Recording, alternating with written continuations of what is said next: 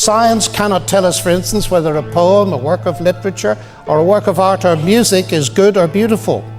Science can tell us that if you put strychnine into your grandmother's tea, it will kill her. But science cannot tell you whether it's morally right to do so. Scientific enterprise is an active seeking out of gaps in our knowledge, seeking out of ignorance, so that we can work to plug that ignorance.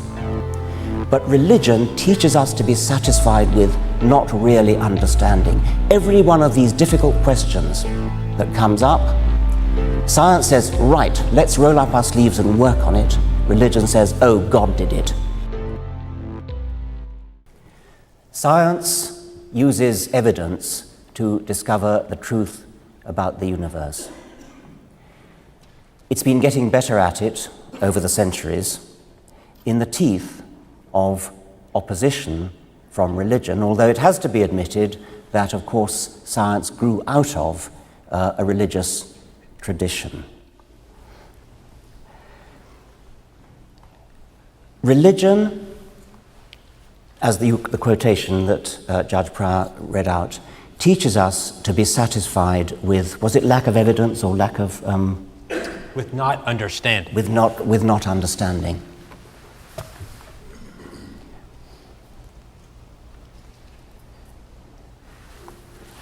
I think that when you consider the beauty of the world and you wonder how it came to be what it is, you are naturally overwhelmed with a feeling of awe, a feeling of admiration, and you almost feel a desire to worship something. I feel this. I recognize that other scientists, such as Carl Sagan, feel this. Einstein felt it. We, all of us, share a kind of religious reverence for the beauties of the universe, for the complexity of life, for the sheer magnitude of the cosmos, the sheer magnitude of geological time. And it's tempting to translate that feeling of awe and worship into a desire to worship some particular thing, a person, an agent. You want to attribute it to a maker, to a creator. What science has now achieved is an emancipation from that impulse to attribute these things to a creator. And it's a major emancipation, because humans have an almost overwhelming desire to think that they've explained something by attributing it to a maker. We're so used to explaining things in our own world, like these television cameras, like the lights, like everything that we make, the clothes we wear, the chairs we sit on, everything we see around us is a manufactured object. And so it's so tempting to believe that has been made, that living things, or that the stars or mountains or rivers have all been made by something. It was a supreme achievement of the human intellect to realize that there is a better explanation for these things, that these things can come about by purely natural causes. When science began, the aim to achieve it was there, but we didn't know enough. Nowadays, at the end of the 20th century, beginning of the 21st century, we still don't know everything, but we've achieved an enormous amount in the way of understanding. We now understand essentially how life came into being.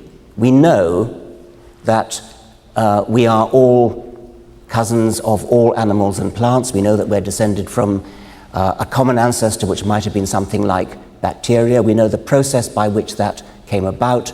We don't know the details, but we understand essentially how it came about. There are still gaps in our understanding. We don't understand how the cosmos came into existence in the first place, but we're working on that. The scientific enterprise is an active seeking out of gaps in our knowledge, seeking out of ignorance, so that we can work to plug that ignorance. But religion teaches us to be satisfied with not really understanding. Every one of these difficult questions that comes up, science says, right, let's roll up our sleeves and work on it. Religion says, oh, God did it. We don't need to work on it. God did it. It's as simple as that.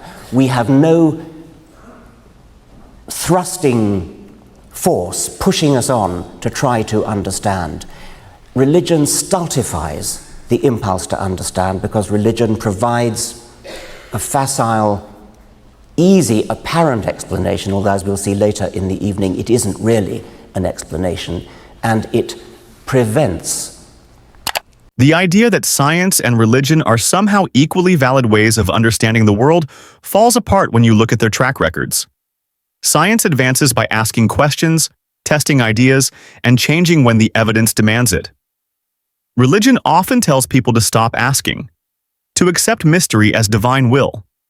That's not curiosity, that's resignation.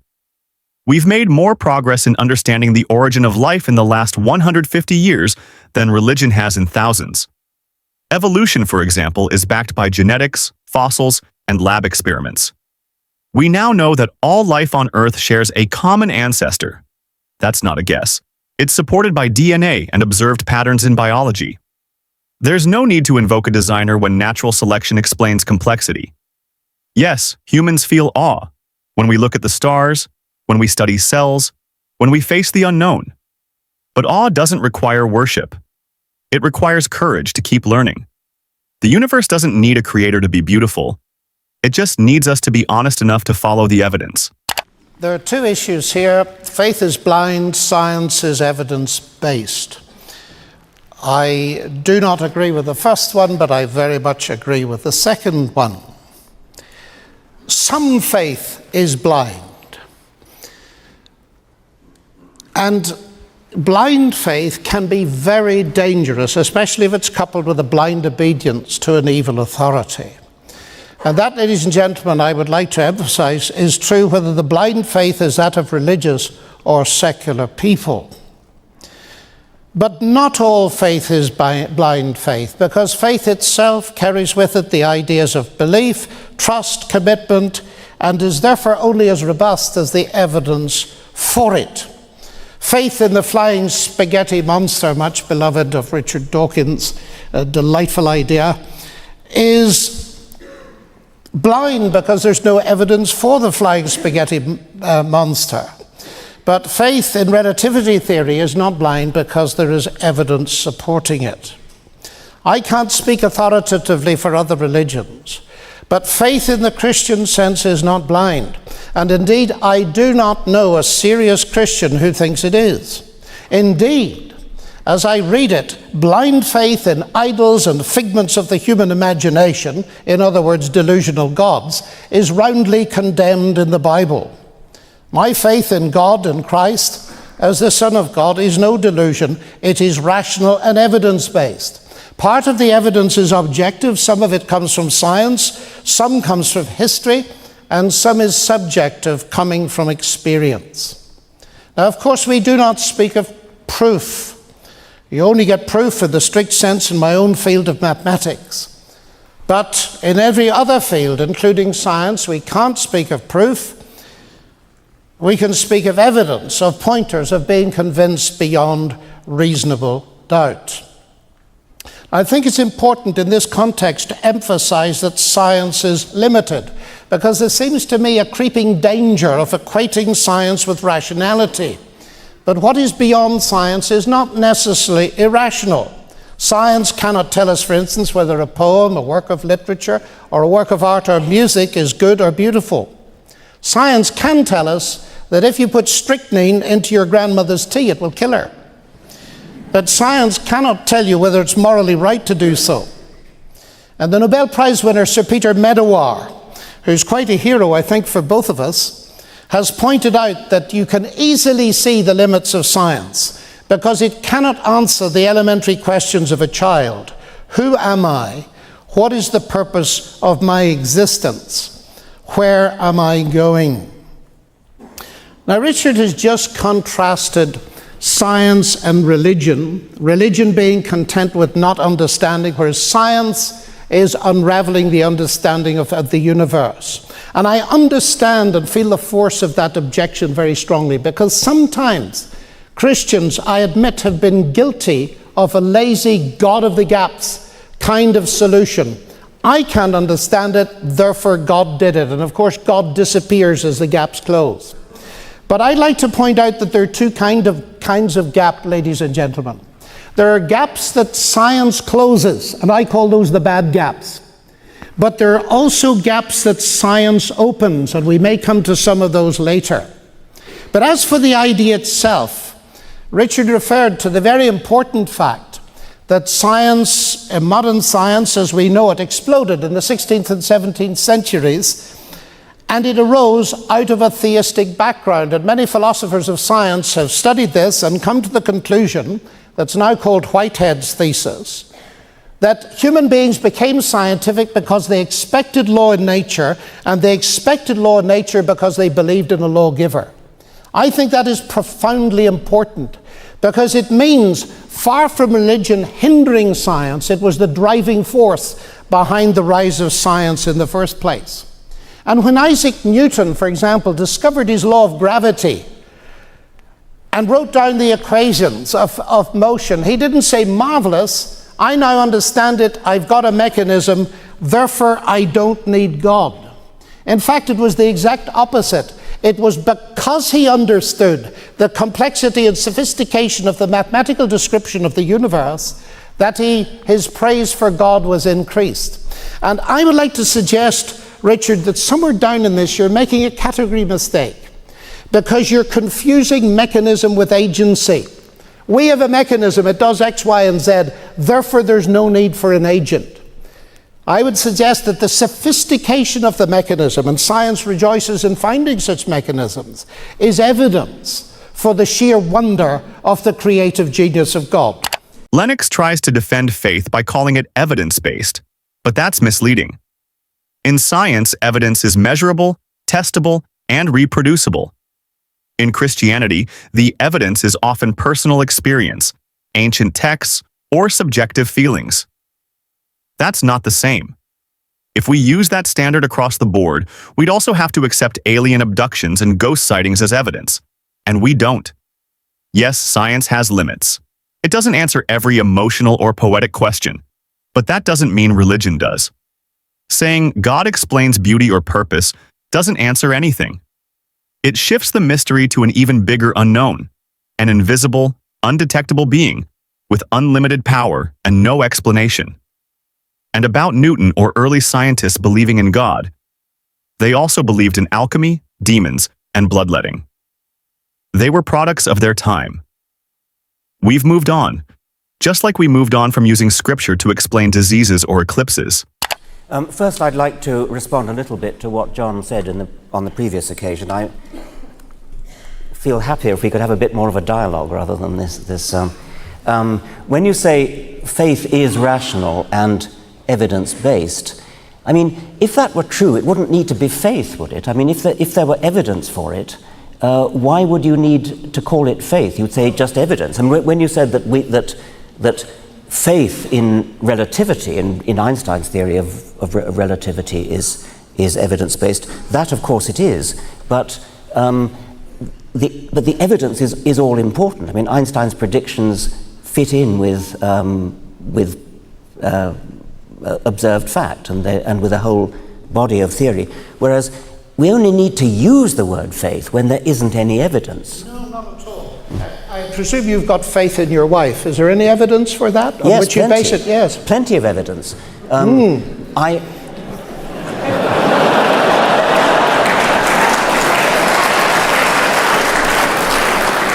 Let's generalize it. Never mind about my wife. Let's generalize.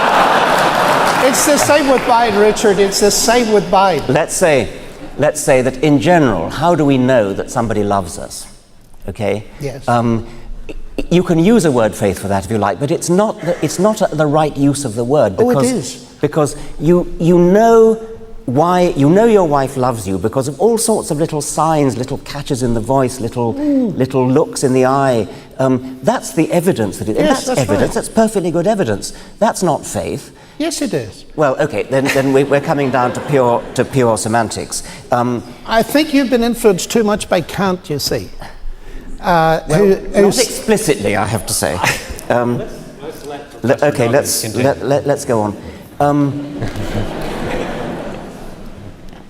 Which of these statements are we now on? We're on the second. Looking for an opening. It didn't seem to have much connection with the quotes from the God delusion that you read. It actually works well with the first. Okay, it does. You read a quote from Jerry Coyne about the real war being between supernaturalism and naturalism. The context of that quote was the turf wars, in a sense, in American education between creationism and evolution. And within that context, I have been accused of letting the side down because, as you know, there's a problem with American education that some nutcases are trying to introduce creationism into American schools, which is obviously very bad for science, and my scientific colleagues are deeply worried by this and are trying to fight it, and all power to them. They complain that I am not helping matters, that I'm in a sense rocking the boat by saying quite openly that it is my understanding of evolution that has led me to atheism. And they point out again quite rightly that if I were called up to in a court of law testifying in favor of evolution and against the teaching of creationism, and the lawyer said, Mr. Dawkins, is it true that evolution has led you to atheism? I should have to say yes. Whereupon he would turn to the jury and say, my case rests. It doesn't do the cause of science any good to unite evolution with atheism. That was the context of Jerry Coyne's remark. Coyne was saying, okay, if you're concerned only with the narrow political battle of saving American science in the schools, then you should button your lip and stop talking about atheism. If, on the other hand, you think, as Coyne does, that the real war is between supernaturalism and naturalism, then you would say, well, the battle over evolution and creationism is only a skirmish. The real war is over something rather more profound. That was the context of that. Noma was the second quotation that you read. That's non-overlapping magisteria. The late Stephen Gould argued that there was no real battle between science and religion because they were about non-overlapping magisteria, different things, ships that pass in the night, no contact between them. They're about totally different things. I don't think that for a moment. I think that religion really is, in a sense, about science. I think that religious claims about the universe are scientific claims. I suspect that John may agree with me about this. Claims about the universe are scientific claims. A universe with a God would be a very different kind of universe from a universe without a God. Scientific methods are the appropriate methods, or at least the scientific way of thinking is an appropriate way of thinking for deciding whether we live in this kind of universe with a God or that kind of universe without a God. It becomes even more glaring where you talk about miracles, which, I mean, however much sophisticated theologians may profess their non-belief in miracles, the plain fact is that the ordinary person in the pew, the ordinary unsophisticated churchgoer, believes deeply in miracles, and it's largely miracles that persuade that person into the church in the first place. If there are miracles, they are to be judged as by scientific means. If there was a virgin birth, if somebody was raised from the dead, these are strictly scientific claims. They may be difficult to verify, but as I've said in the book, The God Delusion, if you could imagine hypothetically that DNA evidence could be discovered showing that Jesus never had a father, Jesus was born of a virgin, then can you imagine any theologian saying, oh, no, not relevant, separate magisteria, science has no bearing on this case? Of course they wouldn't. Science has every bearing on this case. That's what I have to say about Noma, and I think I probably run out of my 5 minutes. Thank you, Professor Dawkins. Well, I agree with you very much on the Noma issue, Richard, that science and religion, keeping them separate. Actually, if you read the small print on Noma, It rather disconcerts you because it says that science deals with reality and religion with everything else. And of course, I'm not very happy with that. I certainly agree with you that the modes of logical analysis that science has introduced to you are the right ones to deal with many of the central claims of Christianity. I would widen it a bit. It's historical science, of course. We're dealing with events in the past. But Christianity is falsifiable in that technical sense. I would very much support that. Now, the thesis here is that science supports atheism, not Christianity. I think atheism undermines science very seriously. Because if you think of the basic assumption that all of us who are scientists have, that is, we believe in the rational intelligibility of the universe. And it's interesting to me that scientists of the eminence of Eugene Wigner and Albert Einstein use the word faith. They cannot imagine a scientist without this faith. Because, of course, they point out that you've got to believe in the rational intelligibility of the universe before you can do any science at all. Science doesn't give you that. Now, the interesting thing is this. Suppose we now look at that issue against the background of the two worldviews we're discussing tonight, atheism and theism. Atheism tells you, at least Richard tells us in his book, that since human life has been cobbled together by unguided evolution, it's unlikely that our view of the world is accurate. Quite so. And if you are a reductionist, as you must be as a materialist, reducing beliefs to the physics and chemistry of neurological structures, then it raises a very big question, ladies and gentlemen. If in the end my beliefs, my theories, my scientific theories, are the results ultimately of the motions of atoms in my brain produced by an unguided, random, mindless process, why should I believe them? In other words, it's like someone sitting on the branch of a tree cutting off the branch on which they're sitting. And it seems to me that therefore atheism actually undercuts the scientific endeavor very seriously. And that, for my mind, is a fatal flaw. An argument that purports to derive rationality from irrationality doesn't even rise, in my opinion, to the dignity of being an intelligible delusion. It is logically incoherent. But theism tells us that the reason science is possible, the reason that I can access the universe, at least in part through my human intelligence, is because the same God who created the universe is ultimately responsible for the human mind in here. So that's the base level. But when we come up a level now and look at science itself, we have the fine-tuning of the universe, the fact that the basic constants of nature have got to be very accurate in order to have a universe just like this one. The Christian claim that reason, science, and logic require God falls apart when you look at history. Scientific breakthroughs didn't come from faith. They came in spite of it. The church burned Giordano Bruno for proposing other stars had planets. It silenced Galileo for saying Earth moves. Christianity didn't birth science. It fought it until it couldn't anymore. Lennox says a rational mind needs a creator. But if that were true, God's mind would need one too. That's infinite regress, a philosophical dead end. Meanwhile, evolution explains how intelligent brains developed through natural selection. It's supported by fossils, genetics, and observable adaptation, all testable, repeatable, and falsifiable. And the Bible isn't a science book. It says the earth has corners, Isaiah 11:12, that the sun stopped in the sky, Joshua 10:13, and that rabbits chew cud, Leviticus 11:6.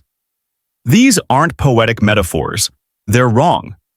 Christianity claims truth yet relies on mythology, miracles, and outdated cosmology. Dawkins is right. The impulse to worship doesn't make the object real. The beauty of nature doesn't mean someone made it. And pretending to know what we don't, that's not wisdom. That's surrender. Why accept ancient belief over modern evidence? Let us know in the comments. And if you value reason, like the video and subscribe for more truth-driven debates.